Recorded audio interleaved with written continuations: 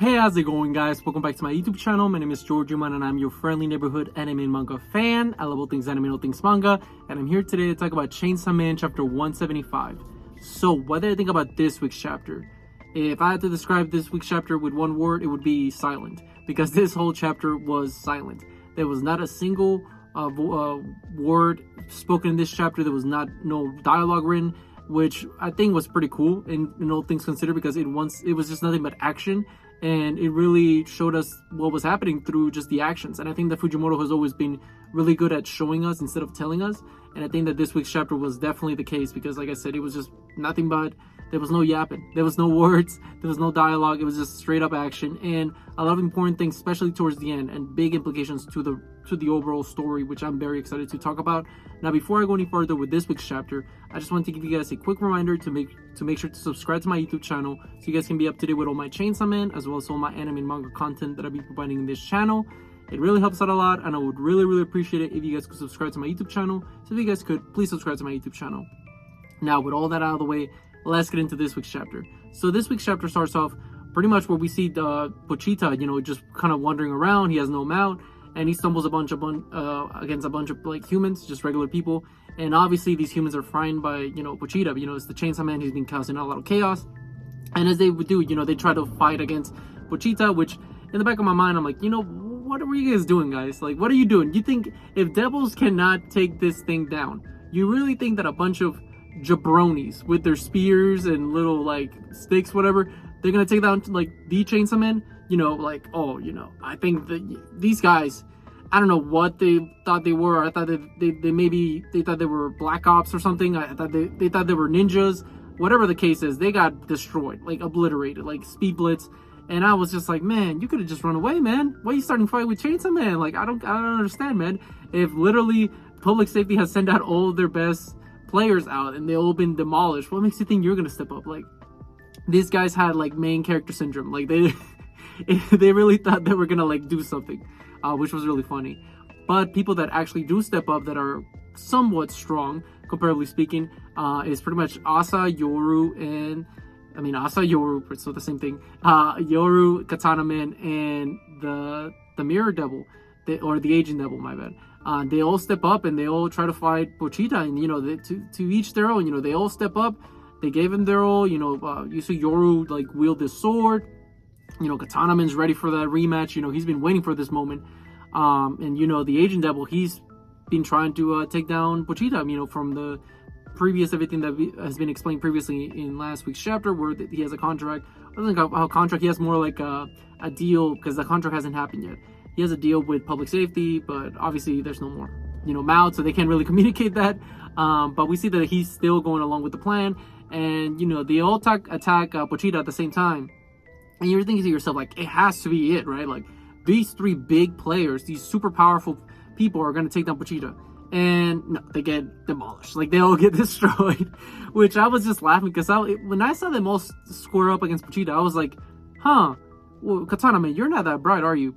Did you not remember when, in part 1, when this same Pochita that was weaker demolished you alongside the other hybrids, like, without any challenge? Not just that, but wasn't Quan Chi also able to like defeat y'all? And Quan Chi's nowhere near as strong as Pochita in full power. And this is like a more powerful Pochita, by the way. This is a buff Pochita. So I was just laughing, because I was like, oh boy, this seems like there's nobody that could take Pochita down. It's crazy. And what happens is, pretty much after that, is that Yoru, after seeing because the Agent Devil's also like, you see the Agent Devil's like arms got cut off. Like the Agent Devil, I guarantee you, he's regretting everything that he's chosen. I think he regrets the idea of like, what? Maybe this wasn't worth it, man. Maybe, I don't know, man. I think I bit off more than I could chew. And like I said, as we saw that the Agent Devil, his arms got cut off. We also see that pretty much, what's his name? Yoru and Katana Man, they're both knocked out. Katana Man's head actually got cut off, so it was funny, because you see like, Katana Man's body laying on top of Yoru, and his head is just chilling on the corner, which was pretty funny. And then you see Yoru just get pissed off, like, get out of here, like, get off me, bro.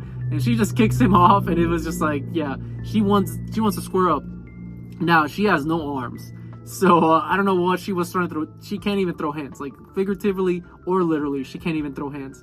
But we see that pretty much Yoru, she's like, you know what? Screw this. And then we have this cool panel where you see the two of them walking towards each other. And that's the one thing I will say about Yoru. You know what? Did she bite more than she can chew? Absolutely. Do I think she's going to get demolished? Absolutely. Do I think that she stood at any chance whatsoever at fighting Pochita at full power? No. I never once thought that. But I will say this, Yoru has some guts, man.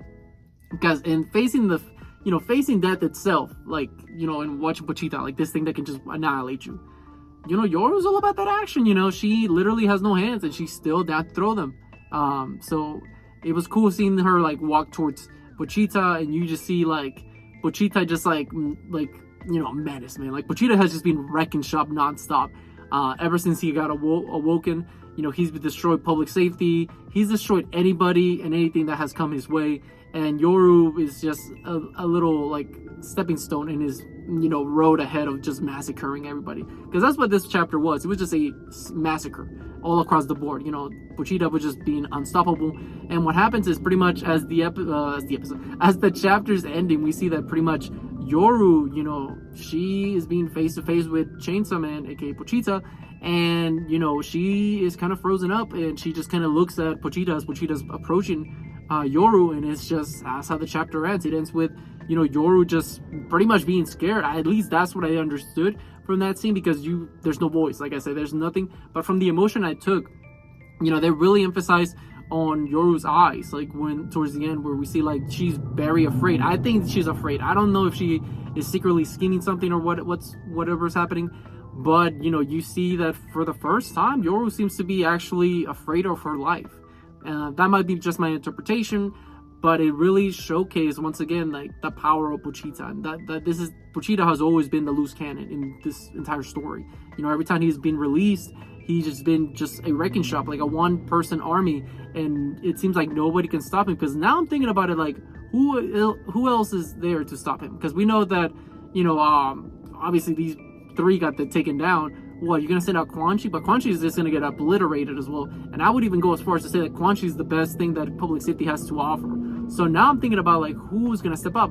And the biggest things that I can think about is maybe Famine. She makes her move now, because I did see many people say like without mouths, Famine would thrive, technically speaking, with her power, because now it's a perfect situation where everyone technically would be starving because there's no mouths. So Famine would be growing stronger. Maybe this is her chance to step up and actually be able to contain the Chainsaw Man. Either that, or maybe Death itself shows up and is like, hey, all right, you're being too much of a hassle. You got to chill out. And maybe like, Death just kind of like whacks him around and like knocks him out. But even then, I'm thinking to myself, how powerful is Death? And I know Death is like the big end all be all primordial fear, because that's the one thing that everybody, fears no matter what. And I know that that's going to be pretty much as powerful, maybe more than Pochita, but I'm thinking to myself, so who's gonna stop Pochita?